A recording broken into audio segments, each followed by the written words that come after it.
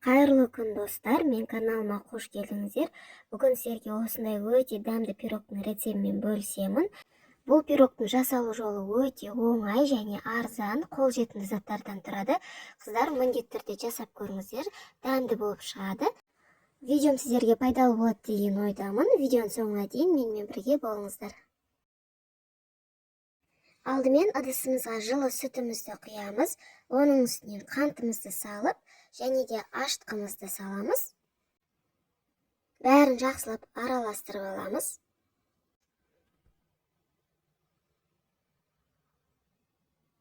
Бетін жауып, апарамыз кішкене көтерілгенше 10-15 минутқа қоятын боламыз.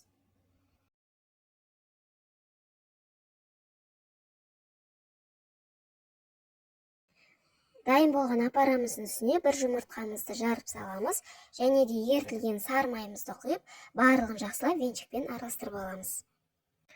Оның үстіне електен өткізілген ұнымыздың жартысын салатын боламыз. Барлығын бірден салмаймыз, жартысын салып, осылай жақсылап бір араластырып аламыз.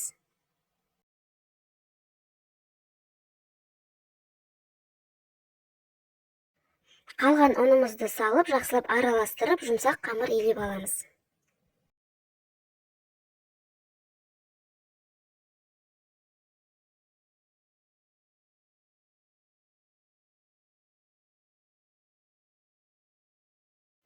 Міне қыздар, бізде осындай жұмсақ қамыр иленді. Енді бетін жауып, жылы жерге 1 сағатқа көтерілуге қоямыз.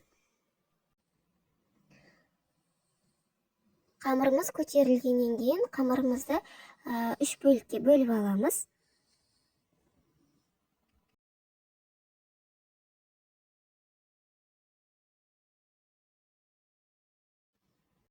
Әр бөлікті осылай жайып алатын боламыз. Қатты жұқа етіп жай жібермеңіздер.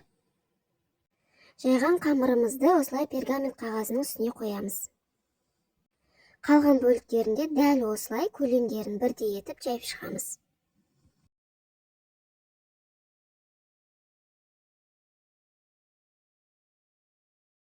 Енді жайған қамырымыздың үстіне өздеріңізге ұнайтын вареньені осылай жағып шығасыздар. Екінші қабатына да жағамыз. Қаласаңыздар, варенье емес, вареный сгущенка жақсаңыздар да болады.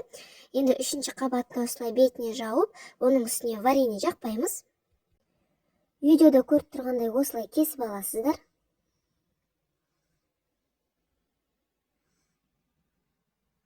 Пирогымызды осылай түйіп шығамыз. Түйіп болғаннан кейін 20 минутқа көтерілуге қоямыз. Көтерілгеннен кейін бетіне жұмыртқа жағып, 180 градуста 20-25 минуттай пісіреміз.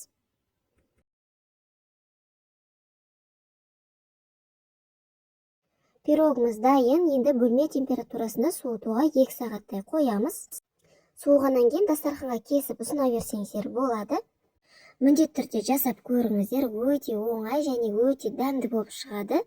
Видеом сіздерге пайдалы болса, лайк басып, каналыма тіркелуді ұмытпаңыздар. Назарларыңызға рахмет.